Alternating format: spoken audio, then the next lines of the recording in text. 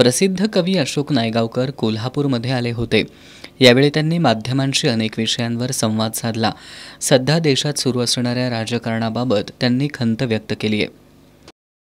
काय आपण पेपर वाचतो, काय आपण लोकांच्या मुलाखती ऐकतो, काय बातम्या ऐकतो, ते सगळं म्हणजे पूर्वी केव्हा दिवे खूप कमी होते, पण तेव्हा अंधाराची एवढी भीती वाटत नव्हती। आता दिवे खूप झालेत, पण केव्हा अंधार होईल सांगता येत नाही। असं काहीतरी सगळीकडे वातावरण आहे की काय, असं कुठेतरी कुठल्या क्षणात या ज्या अशा दबलेल्या कुठल्या तरी शक्ती आहेत आणि त्याचा आपल्याला मागमूसही लागत नाही आहे। म्हणजे कुणालाही विचारलं ना का कोण निवडून येईल, तर ते म्हणतात असा आहे, हवा आहे, अमुक तमुक, पण काय सांगता येत नाही म्हणून। लोकशाही किती नाही म्हटलं तरी जे काही मतांतरं सगळीकडे संमेलनं चालली आहेत, सगळ्यातनं अनेक ठिकाणी लेख छापून येत आहेत वगैरे, हे ज्यार्थी छापून येत आहेत त्यार्थी लोकशाही अजून जिवंत आहेत।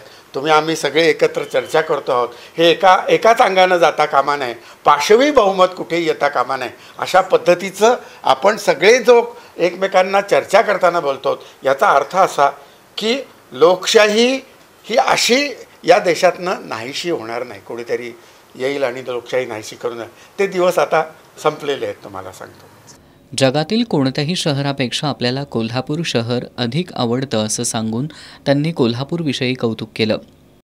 पण कोल्हापूरला आलं की मला का बरं वाटतं, इथे एक जेवण तर मराठी पद्धतीचं मिळतं।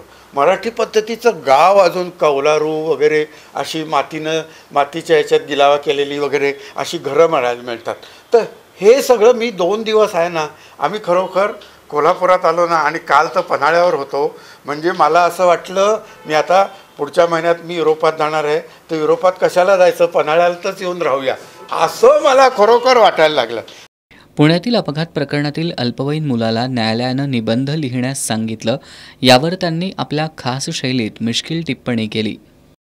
ज्युवेनाईल कोर्टाच्या याच्याप्रमाणे सुधारगृहात किंवा याच्यात त्याची रवानगी होणं आवश्यक होतं।